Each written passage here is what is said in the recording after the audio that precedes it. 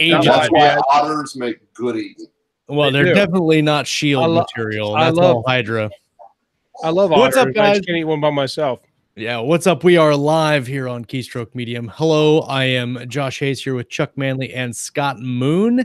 It's season 4, episode 7, I believe. And today, Hayley Stone joins us to talk about her phenomenal book, Make Me No Grave. Hayley, welcome to the show. Thanks for having me. Good to be here.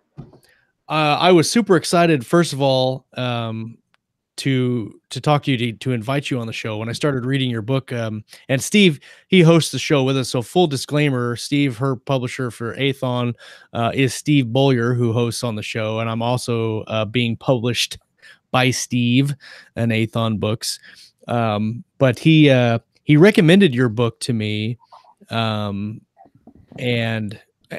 well, like I said in the pre-show, the concept of a weird Western, and even just a Western, was not it didn't strike me as the book that I would pick up just on its own and read.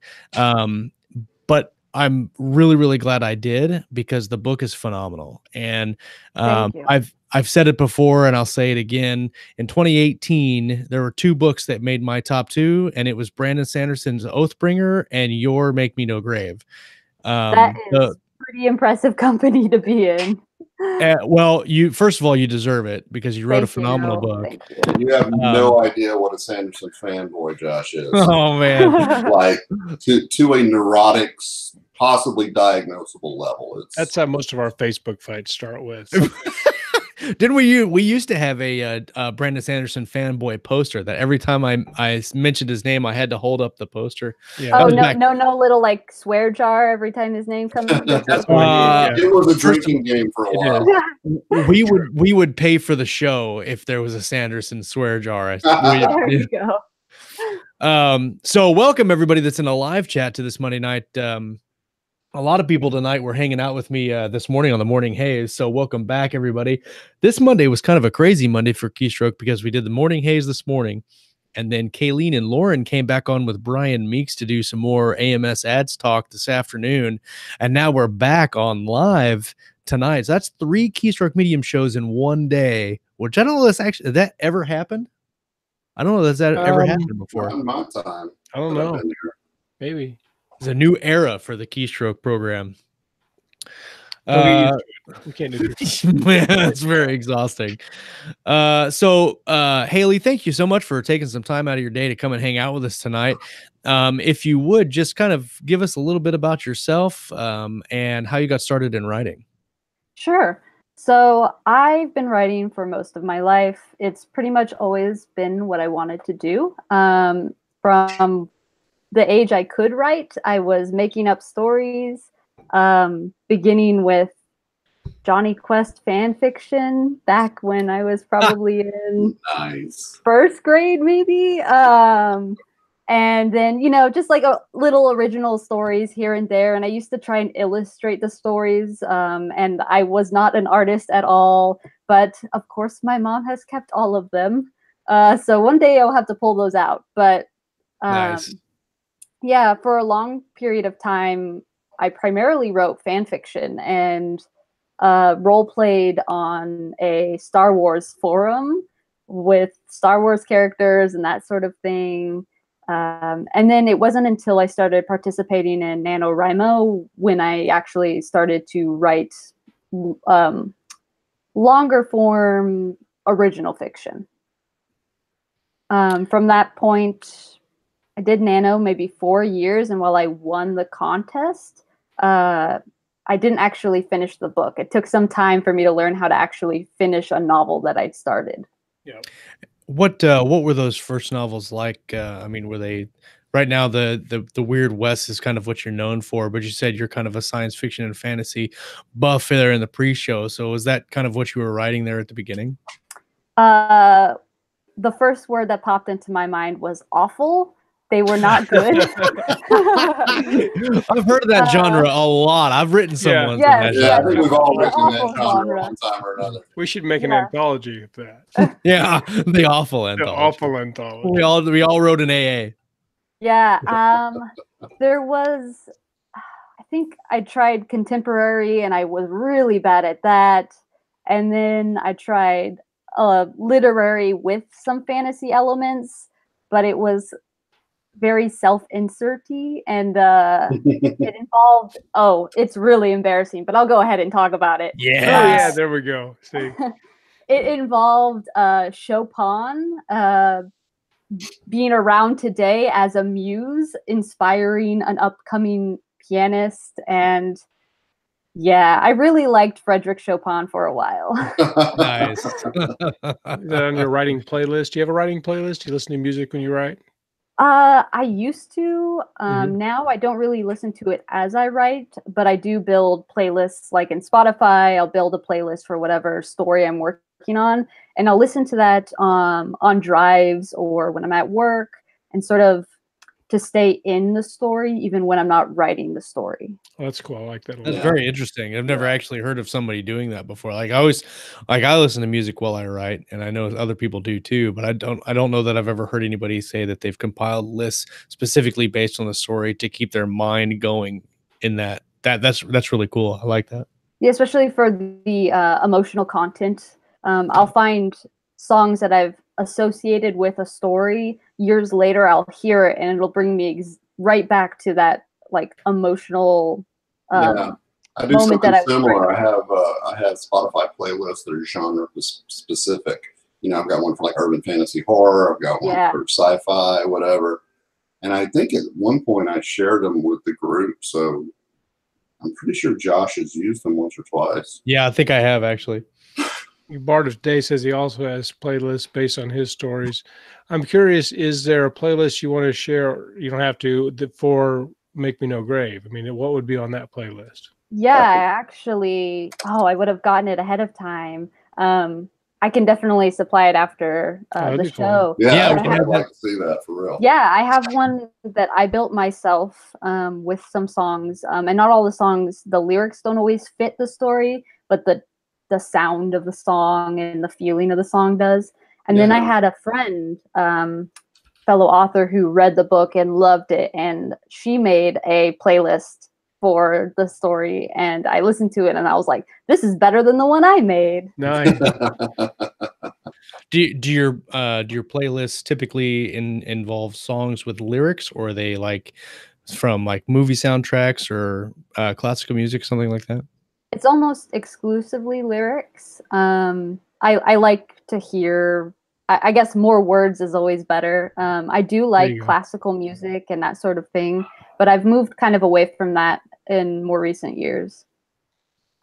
I don't like to have lyrics when I'm actually writing. I like to have just instrumentals, but away from that. For writing, definitely, I agree. The lyrics kind of distract. It's like having someone talking to you at the same time you're writing. Well, it gets you a different story for that kind of thing. But I really like your idea of having that away from the keyboard list, though, to kind of keep you, like you said, in that tone and that mindset for whatever the project happens to be. I think that's a really cool idea. I'm gonna have to start making playlists like that. Everybody do that. Yeah, I find that it's kind of, you can let your mind kind of wander and pretend that the story is in the background of the scene, if it's a movie or something like that, and you're just kind of watching the scene unfold with the emotional points of the song matching the points in the scene.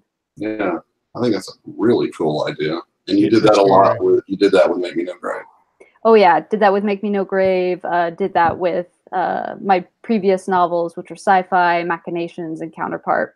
There are still songs that they come on and I'm back working on that novel. I love that idea. It's great.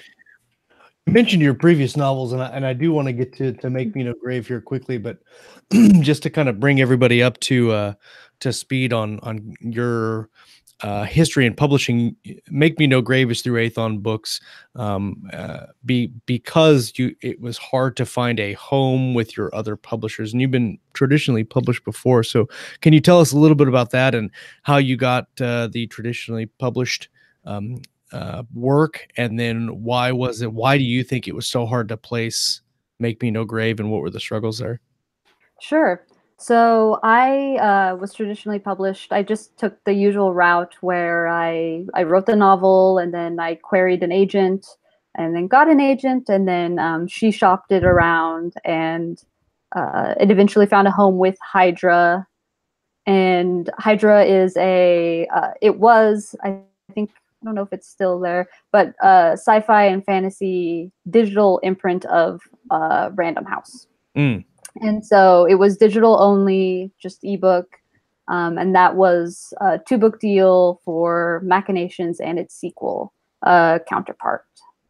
And so those books came out, and then I had been working on Make Me No Grave before we even sold Machinations. It had been a book I was working on before I got my agent, but after Machinations was written, and it was kind of just a passion project.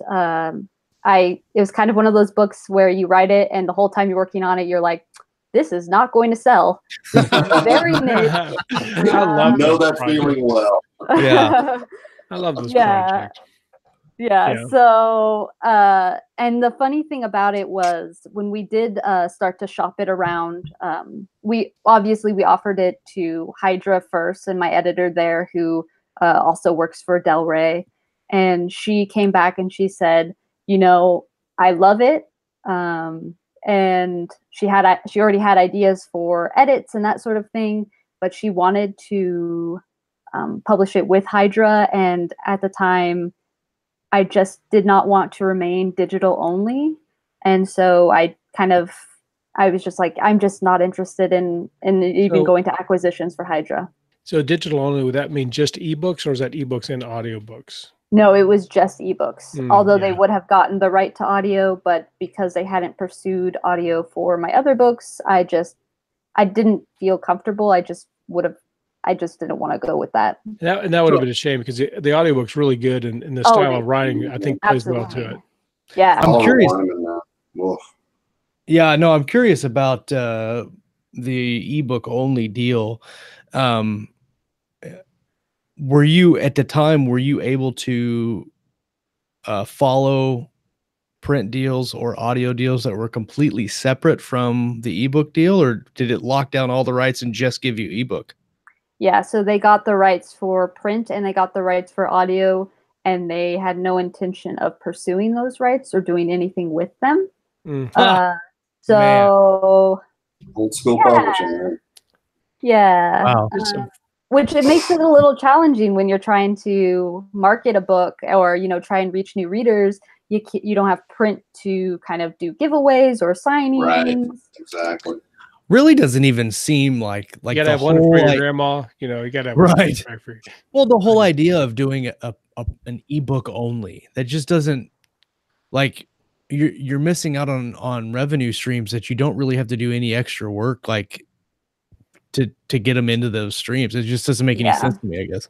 Yeah, the big five, a lot of the big five publishers do have those digital imprints, and I can't speak to the success of all of them, but I did hear that they were closing some of them, so I don't think that they're finding the success. Yeah. Right.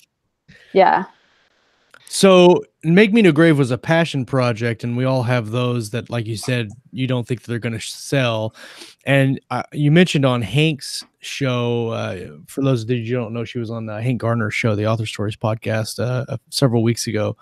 And you said that while shopping it to your editors, they suggested that they'd have an easier time selling it if you would take the magic element out, or the weird element out of it, and just make it a straight Western. What was the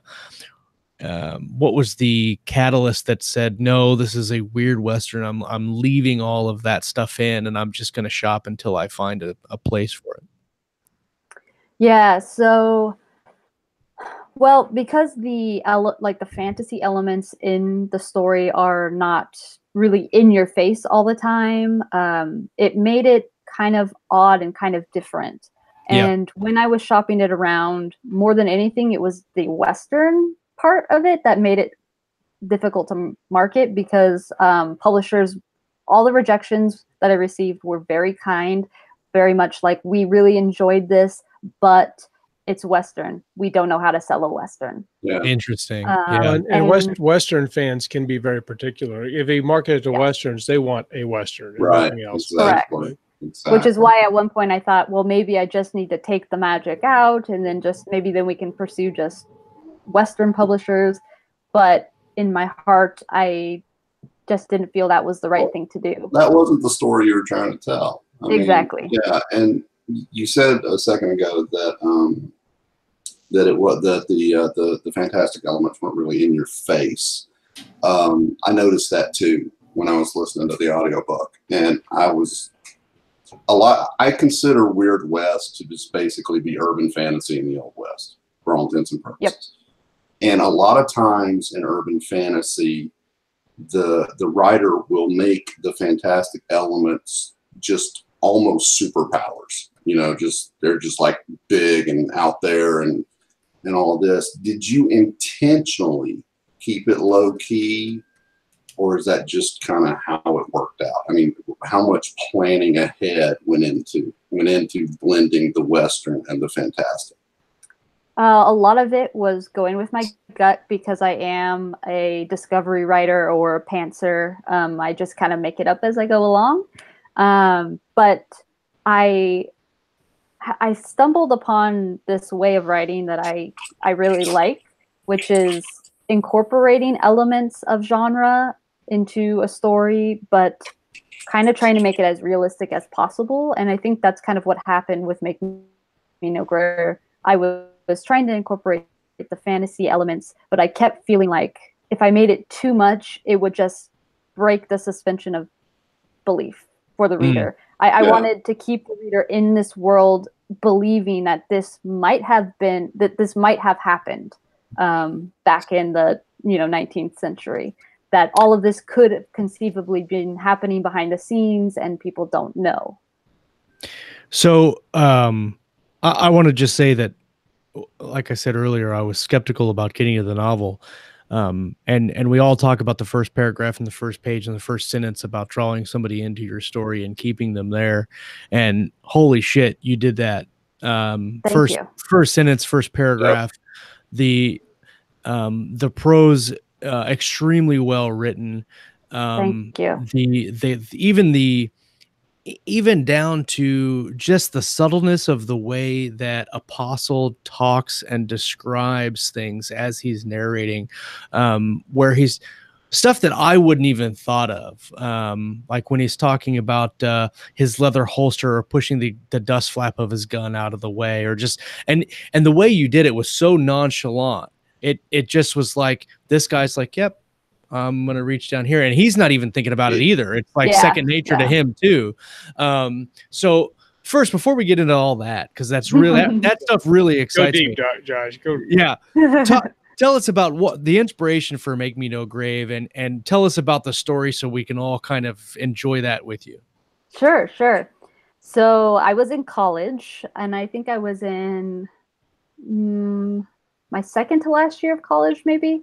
I was in a creative writing class, and there was a one-page writing assignment where you needed to write to convey a certain emotion without ever naming the emotion on the page.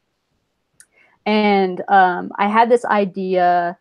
The emotion I wanted to do was anxiety, something that I and many writers are very familiar with. Yeah. And I don't ever have that. Yeah. So I had this idea of a queen waiting for reinforcements, being besieged in like a tower and waiting for reinforcements. Something that I was doing back then, and I still do today, is the first idea that comes to me, I kind of look at it and see, okay, where are the cliches? What have I seen before? Because generally the first ideas that come are cliches. Right. It's something that you have seen or read before.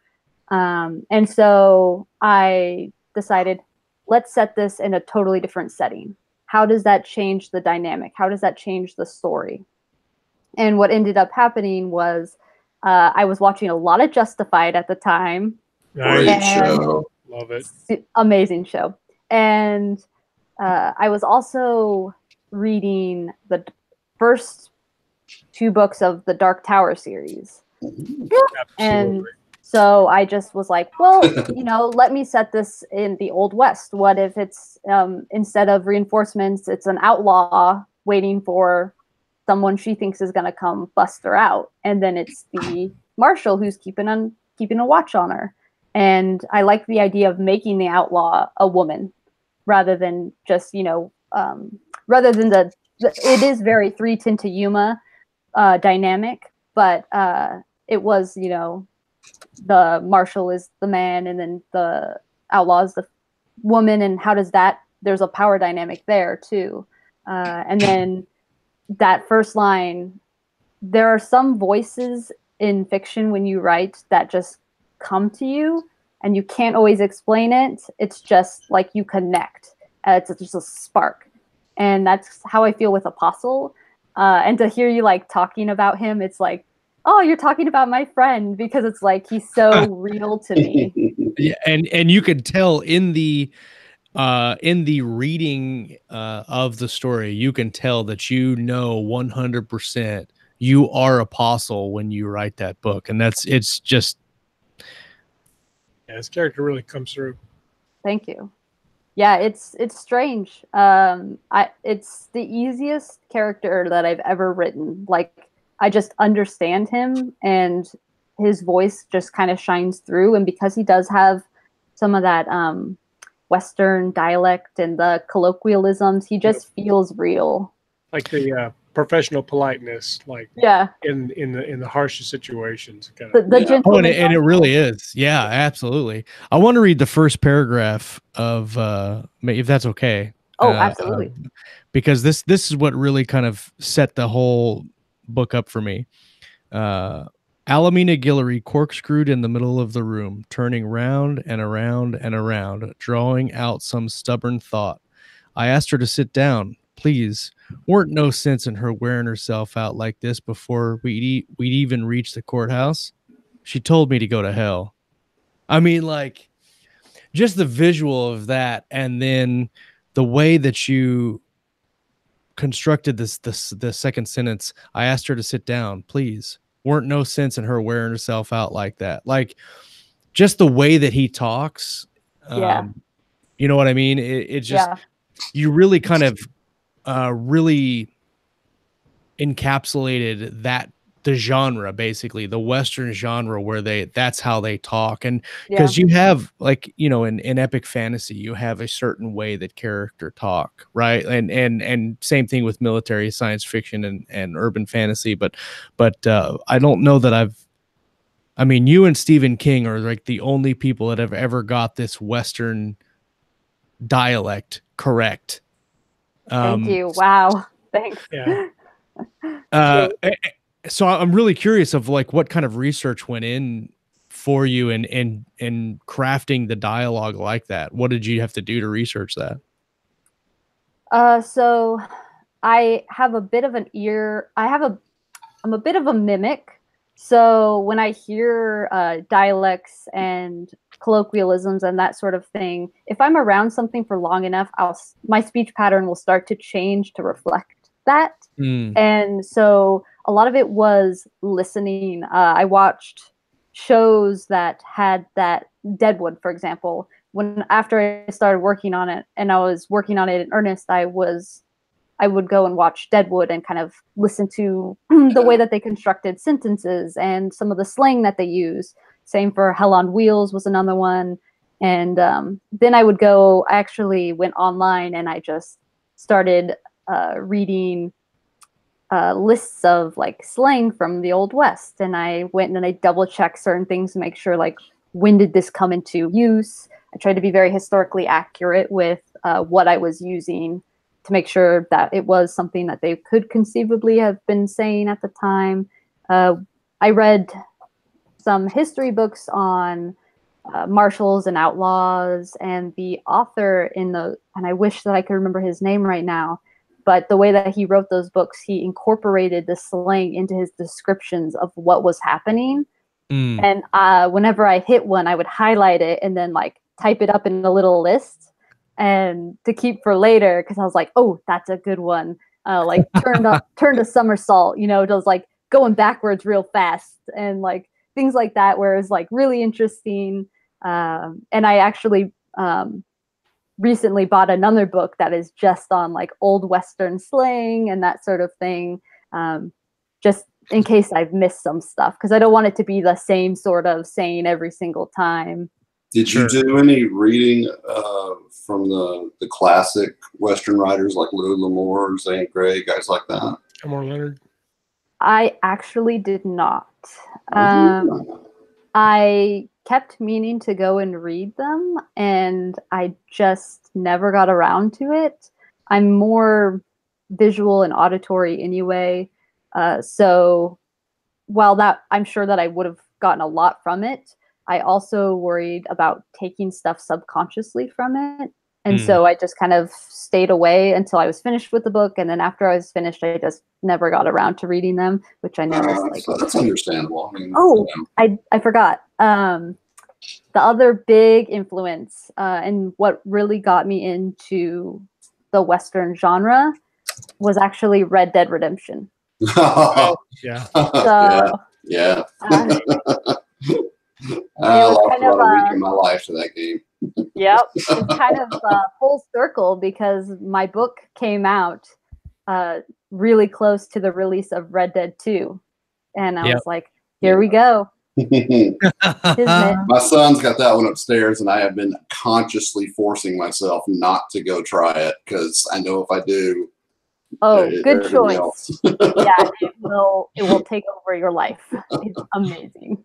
One of my friends plays it, and he has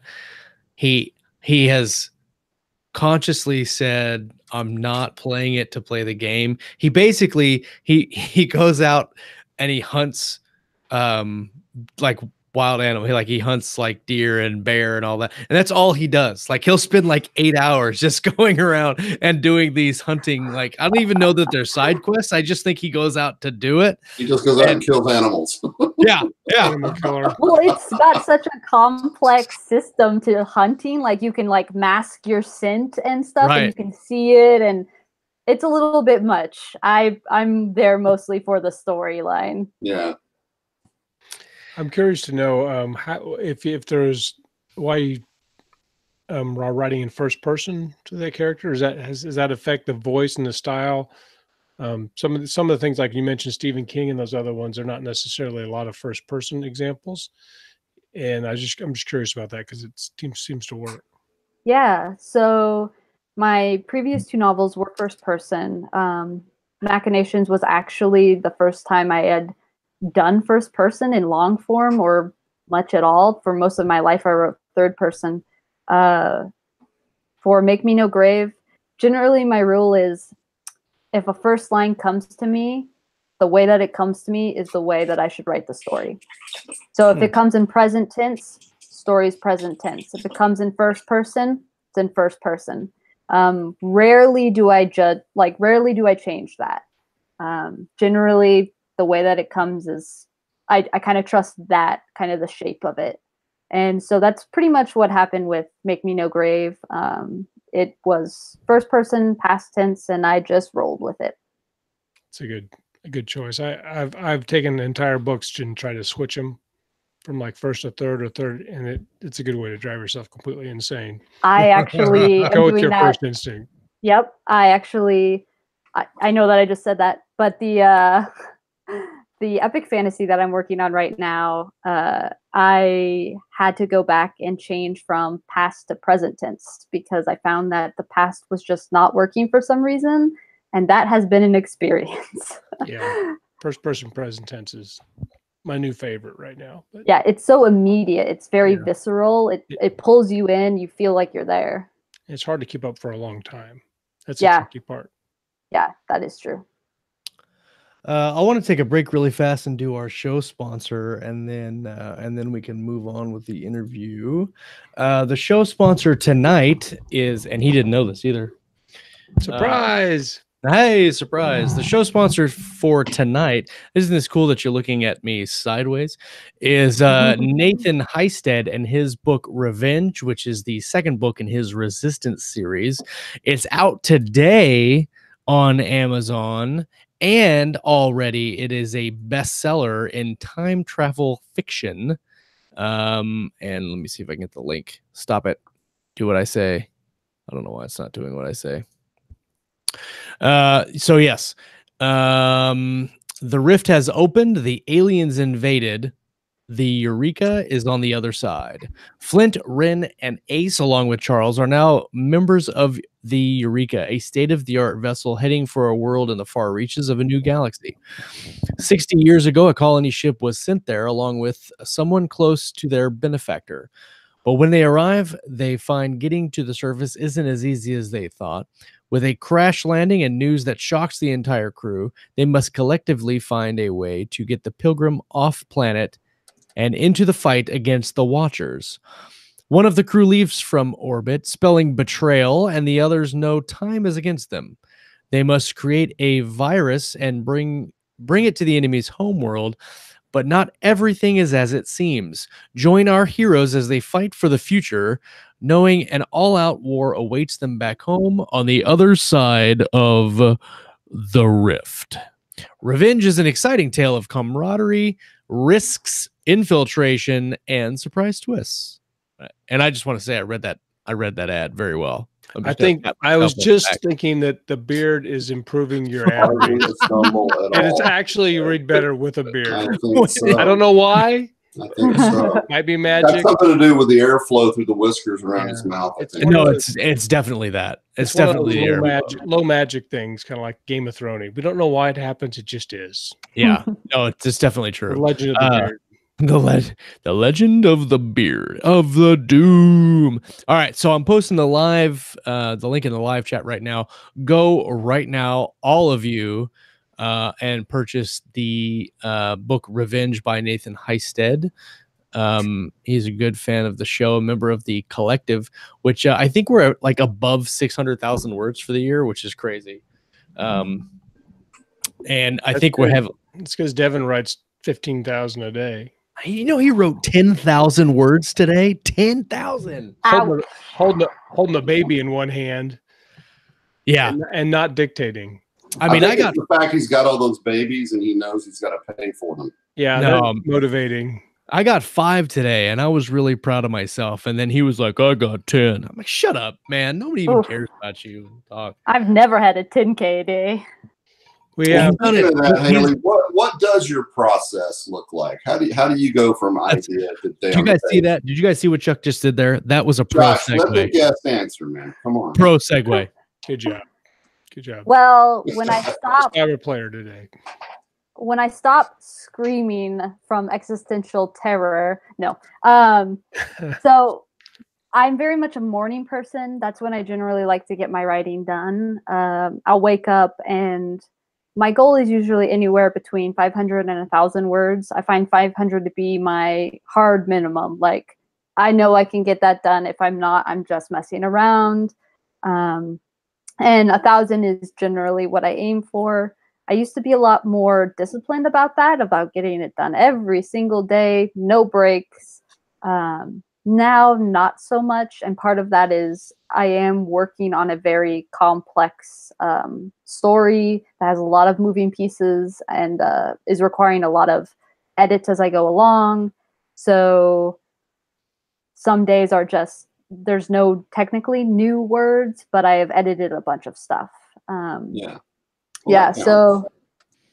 That's what I figure. I was like, that counts. I've started using track changes in my own manuscript so that I can see, like, hey, look, I am working, because it can be kind of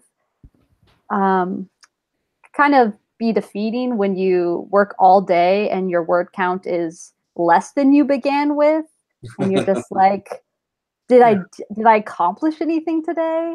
And that's why momentum comes in a lot of different flavors when you're writing a book. I mean, if you're, as long as you're getting some of the work that needs done, it counts as going forward. Now, okay, so you mentioned earlier that you're a pantser, which probably is making Josh itch a little bit, but that's okay. I hear you're an outliner, Josh. Oh, I'm a little bit of an outliner. I actually had a question about that because you mentioned it was very complex, and so it's requiring some edits.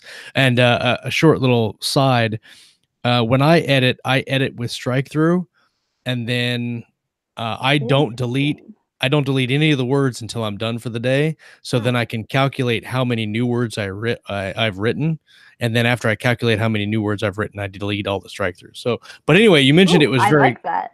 yeah. So that way you get even if you don't have words in the manuscript, you wrote, let's just say 600 words that day, still counts. You still wrote words. Right. So as a very complex story, and you're right, I am itching because that when you talk about complexity in a story, I'm like, I don't know how you could do that without planning it. So how do you do that pantsing it?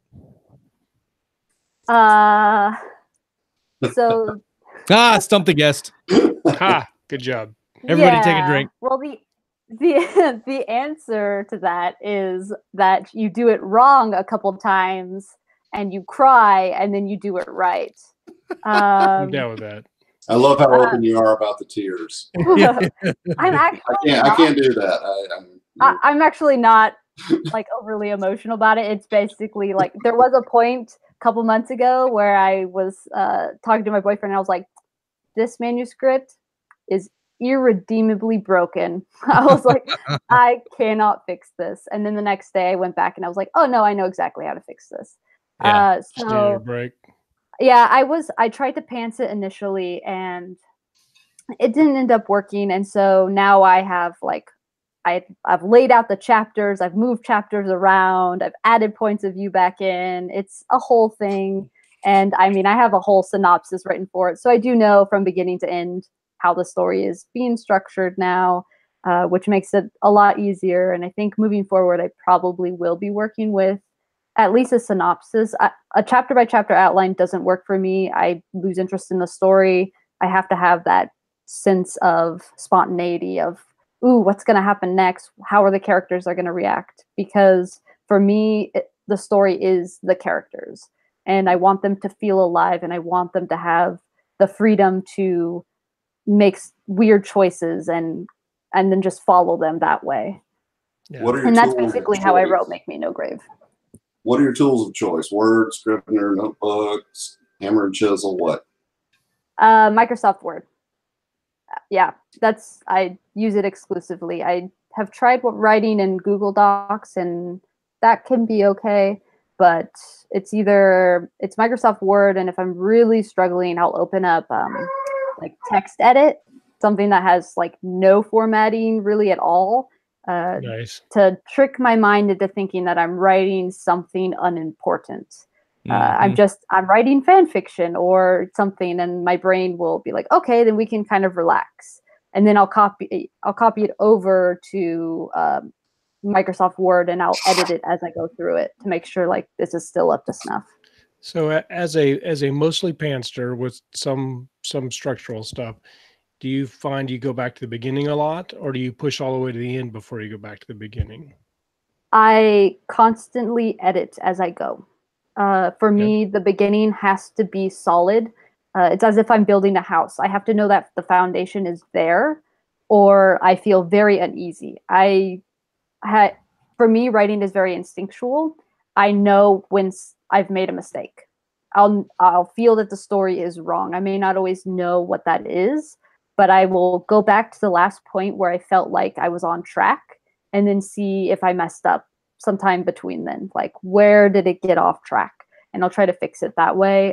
But yeah, I mean, I do what you're not supposed to do, which is line edits. Like, I am perfecting the prose as I go along, and I know you're not supposed to do that with the first draft. Yeah, but you know what? Everybody that tells you you're not supposed to do anything when you're writing a book, there's a lot of successful people who do exactly that. So you know, if it works for you, Kurt Vonnegut, which obviously it does, because Make Me No Grave was so damn good. Thank you.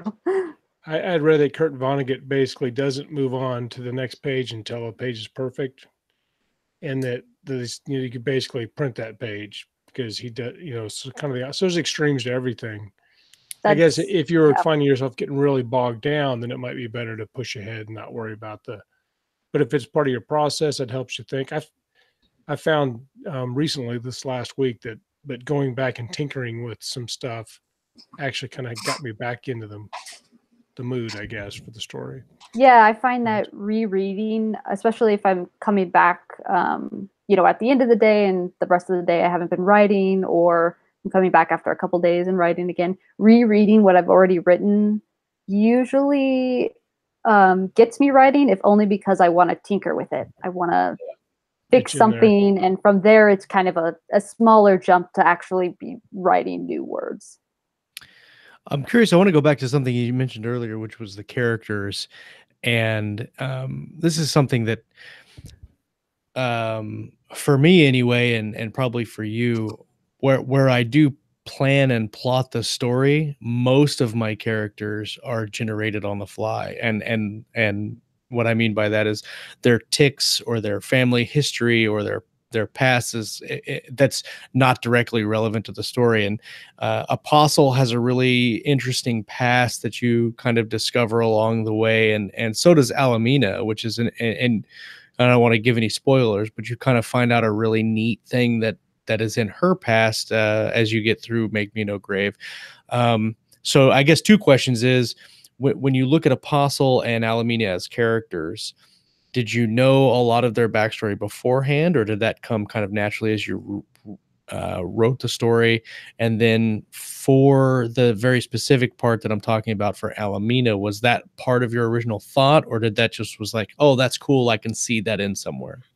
So for Almina, her backstory with that key spoiler, I'm leaving the spoiler out. I love this because everybody that hasn't read is like, what are they talking about? Go read the book. It's really cool. That I knew from the beginning. I always knew that about her. Some of the specifics were a little bit less, like I didn't know it until I got to it. But the big thing dealing with Almina and her past, that I always knew. With Apostle, I didn't really know anything about him until I wrote it. And I actually do this. This is part of my process, and this is kind of a trick that I use when I write. I call it placing breadcrumbs. And what I do is I will throw in something specific about the character, their history, or something specific about the world if I'm world building that I might not necessarily know all of his backstory, but I have a few key things. And then as I go on, I will refer to those breadcrumbs and then expand them, and I'll find my way back to the character with them. And for the world building, I will throw something out there, and then later I'll call back to it and I'll use it again. And in this way, it gives me some freedom to just kind of make stuff up while still remaining more or less consistent. Like with Apostle, it was that image of the train leaving the station, and like why is that so affecting to him? And I knew it had something to do with past family relationship, but I didn't know until I kept going into the story, and it came up naturally. When it comes up naturally, then it feels less like I'm throwing exposition into the reader's face and more like it's just he's thinking about this right now because it's relevant. It's very interesting to me, the breadcrumb idea, because I find this a lot in not only indie fiction but traditional as well, where they'll have an interesting aspect of somebody's backstory and then just dump the whole thing on the reader instead of doing what you're saying and doing it in pieces. Which I like the in pieces part better, because it's kind of intriguing, you know, to kind of get a little bit more as you go through the story instead of all at once. The interesting thing about your particular way of doing it and how it relates to Make Me No Grave is it's really hard to do that in first person, because in first person you're in the head of that person who knows what the memory is. So because some people do the whole, and even in third person they do the whole, this is a mystery, the character knows what it is, or some character knows what it is, but we don't want to tell another character because then the reader will know. And so you got this really kind of awkward dynamic that goes on between the characters. Like, why don't you tell me what's wrong? I'll tell you later, for no other reason than they don't want the reader to know. So how do you handle that in first person, where it's an interesting aspect to their character, like the train, or what happened with Alamina? How do you go through that process in a first person book of seeding that out? Right. So with Apostle, it's important to me to know what are memories that the character can access easily, and what are memories that he just doesn't want to think about. Because we all have those memories where as soon as we start to think about that, we're like, no, nope, it's okay. I'm not in, yeah.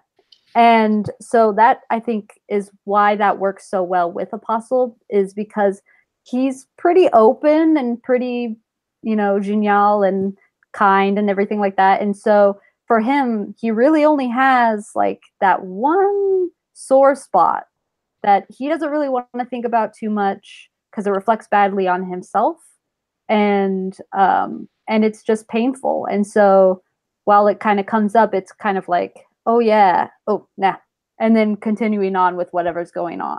With Almina, it's much easier because we're not actively in her head, and that was something deliberate, because I did kind of think, well, maybe I should throw in a POV chapter for her. And then I realized, nope, it's better staying out of her head. Yeah. I'm really glad you did it, by the way. Yeah. She is a bit of an enigma, and the charm is seeing her through Apostle's eyes. Mm-hmm. And I mean, they even have a conversation about this where it's even a little bit meta, where she kind of is like, you are idealizing me. You are seeing what you want to see rather than who I really am. Which I think is really, that is first person. You are seeing the world as that character sees it, and not necessarily how it actually is. Yeah, no, I like that. Well, we talked just briefly about kind of the magic and how it was kind of low key, and what really kind of interested me was the low fantasy type that you mentioned that specifically, and it goes. When I think of that, I immediately think of Game of Thrones, because Game of Thrones is a fantasy, but the magic is somewhere else. It's off the page. Yeah, it's kind of off screen. Yeah. And in this book, you don't get it right away, but you get it pretty quick, that you realize, okay, there's stuff going on here. But at the same time, it's so low key, and it's so just like meh, like that's what it is, that there's not a big arrow pointing to it and going, hey, look at this. And you mentioned that was kind of a conscious choice, but as the series progresses, I know you're writing a sequel. Is this something that you're going to kind of bring forward into the narrative, into the story of kind of why the magic exists, or more in depth on how it's used? Yeah, so that's something I'm still developing with the sequel. I actually came up with an initial idea for it, and I pitched it to Steve at Athon, and he loved it, although he thought like maybe I was going a little bit too much with the magic. And as soon as he said it, I was like, you're right, I need to rein it in a little bit, because my concern was people thinking, oh, there's not enough magic. But I really like the subtlety, and for me, part of the charm of magic is the idea that we don't always understand it. I mean, in the book, Almina herself admits that she doesn't really understand what it is or why she can do it and other people can't. So that is something that I will be exploring more in the sequel, with glimpsing other things that might be a little strange in the Old West. But I do want to still keep it a little bit of that kind of secret history, as it were. Yeah. Well, and that's one of the standing rules, is that you never explain the magic. Yeah. I mean, that's because the minute you start breaking down why the magic works, it becomes a different kind of science. Yeah, midichlorians. That's all I'm going to say. We could have gone the whole episode. Nice. We were talking about magic and fantasy, and I most of my early reading was fantasy. For years and years and years, that's all I read. And what I realized, why I'm bored with a lot of fantasy now, is most fantasy novels that I've read recently, the last, say, 5 to 10 years, the book is about figuring out the magic. Yeah. That's like the main, and I'm like tired of that. I'm like, I don't care. I want to have some characters doing something, having some hard choices. Yeah. And that's what excites me. And so I think that's why I love magic, like George R.R. Martin and Make Me No Grave and The Gunslinger. are very appealing because they're really their own genre. They're not fantasy. It's not a fantasy book, and it's not a Western. It's its own genre. And so what I think is kind of traction. What I think is kind of intriguing about the Dark Tower, and why I think maybe I was so pulled into Make Me No Grave, is you never, ever, ever, ever figure out anything about North Central Positronics. Yeah. Right. Like ever in the entire thing. And like the whole series, you're like, I'm going to find out. I'm going to find out. I'm going to find, and then you never do. Well, and so it's like one of those, which could be a train wreck, but it works if the story is strong enough. I mean, because if the reader came to the point where that was their main expectation out of the story, then it would have to be explained. Right. Well, it comes down to what is the story about. Right. Mm-hmm. And for me, the story wasn't about Almina's magic. It was about Almina and Apostle's relationship, how two people can interact with each other and impact each other's lives, colliding. And then also how, with regards to the magic, how that has affected Almina's life, both positively and more often negatively. It's about the cost more than, hey, here's this neat trick I can do. It really doesn't have any bearing on the story why she can do it. That's really not the point. Right. I think a lot of times people who set out to write epic fantasies and that kind of thing, fantasies in general, really, and I guess also some kinds of science fiction, they tend to forget that stories are really about characters. Because you can have the coolest setting in the world and you can spend hundreds of pages exploring it and explaining it and doing all of that. But if you don't have a character that the reader gives a damn about and have some interesting stuff happen to that character, you don't really have a story. You've just got an explanation of this world you created. So I think I agree with Scott. I think a lot of the more recent fantasy offerings that I've seen have suffered from that. I'm kind of obsessed with my setting syndrome. Yes. And I love fantasies, and I love what I like about fantasy. Having said all that, is like some people say Game of Thrones or some of the other longer series feel like they're never going to end. I'm like, I don't care, because I like to go in there and daydream my way around and try not to get killed too badly. That tends to happen in those things. But so I love the going to the world and experiencing all that. But it's a separate reason to read that, I guess, if it makes any sense. I'm reading for story, I'm reading about characters. But if I'm reading for escapism, it's like playing a video game, and you go to the cool world of Middle Earth and have your own daydream. That makes any sense. Right. And that's, I think, why I bounce off a lot of sci-fi, is because a lot of it feels like it's just a vehicle for a cool concept. And as cool as the concept might be, if there's not a character that I can connect to, relate to, or care about, then I can't continue with the story. I just get bored. Yeah, exactly. I mean, seriously, that's why I have a hard. I don't really get into hard sci-fi for exactly that reason, because a lot of times I feel like I'm reading some sort of scientific treatise. If I want that, I'll go pick up my Scientific American subscription or whatever. It's wasn't that what we were talking about last night last week when we were talking about POV and character voice, and we said that you wouldn't be able to listen to anybody talk about potatoes more than Mark Watney in The Martian, but because of his personality, because it was him. So one of the questions that talk about great opening lines. Wow. I know, right? Yeah. Wow. One of the things you mentioned was cost, and the cost of Alamina and the magic. The other thing that really interests me is the journey that Apostle goes on, kind of the roller coaster of up and downs that he goes through. And specifically one scene that really, I was driving during this scene, and I had to stop and pull over to the side of the road because I got so emotional. You could say it. Go ahead. Yeah, it wasn't emotional, but I could feel it. Yeah. And this is the scene where it's but it's been a long time since I've felt anything. So yeah. Is it the one with Dempsey? Yes. Yeah. Where he just I had to because it's just such a visceral scene, and it's something that as the reason why he's doing it makes sense, but you still don't want him to do it. And even he doesn't want to do it, but he continues through it. And every time you think the scene's going to be over, it just keeps going.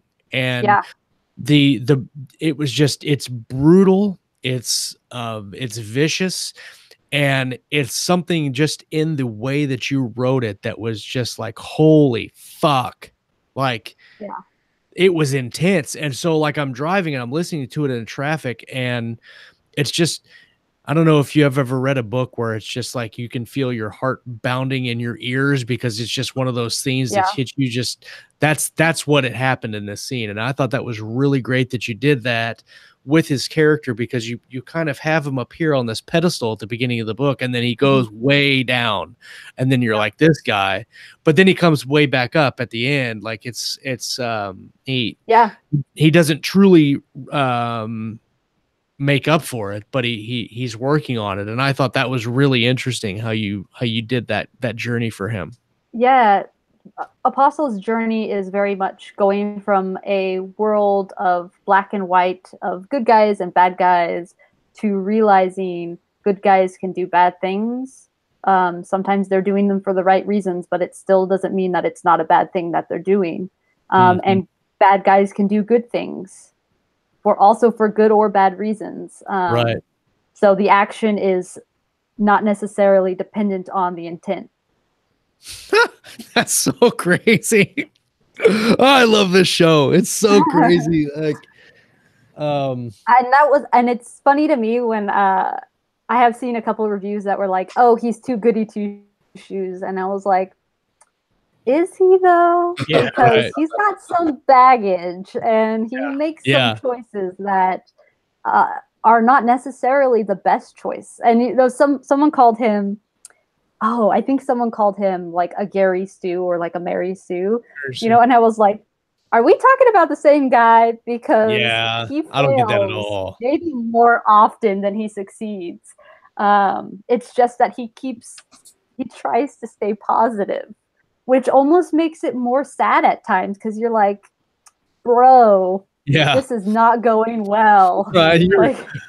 You're losing. Yeah, exactly. Walt Robillard in the chat asks, with all the deadwood and other stuff that Hayley got to use for research and inspiration, did she also get to go play on horseback or shoot a lever action rifle? I have been on horseback before. I did that back in college. I took 2 lessons, and I found horses were terrifying. They're huge, guys. Huge. Horses are huge. And so I don't have a lot of experience with that, but I think I did do a lever action. I shot a 22 at one point. That's pretty much my only personal experience with guns, but I do work with someone in my day job who is essentially a cowboy. And I did ask him questions every now and then. And I learned some things from him, such as like the cowboy load, which is in a six shooter, they only load 5, and they keep it on the empty chamber when they're riding so that it doesn't accidentally go off and blow off their leg. Oh, that's smart. And it's terribly inconvenient.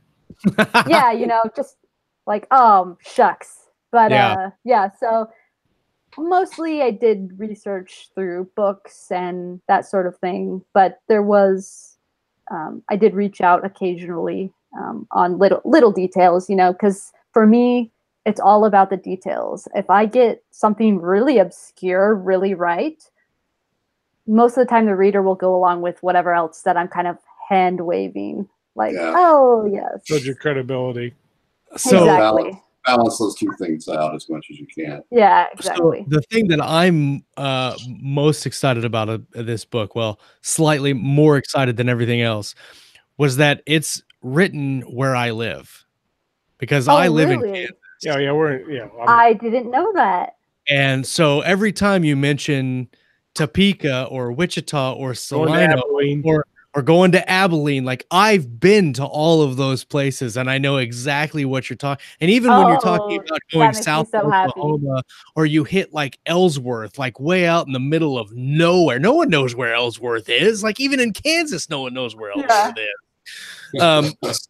So like while I was reading and you get those cities and, you know, going to Topeka for the train at the end, like that was just so cool. I thought maps. That was really interesting.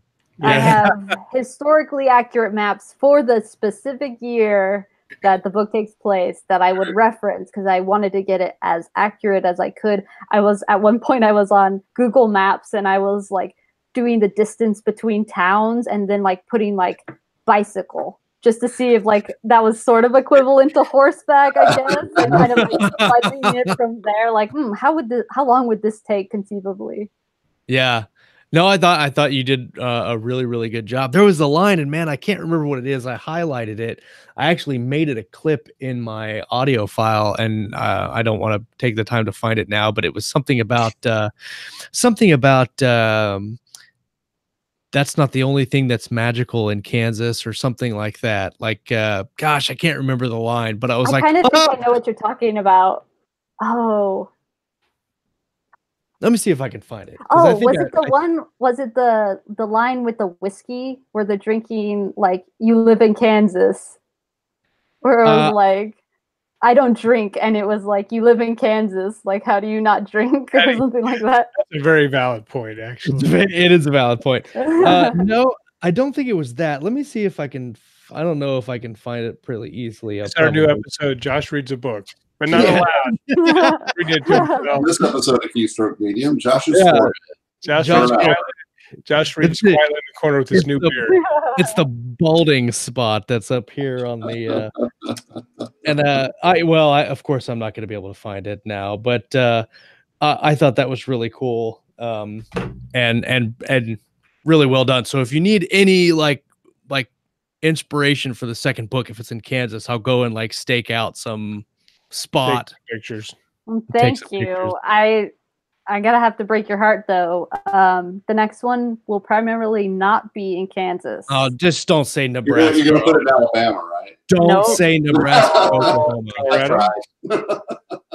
I don't think it gives too much away. It'll be in Texas.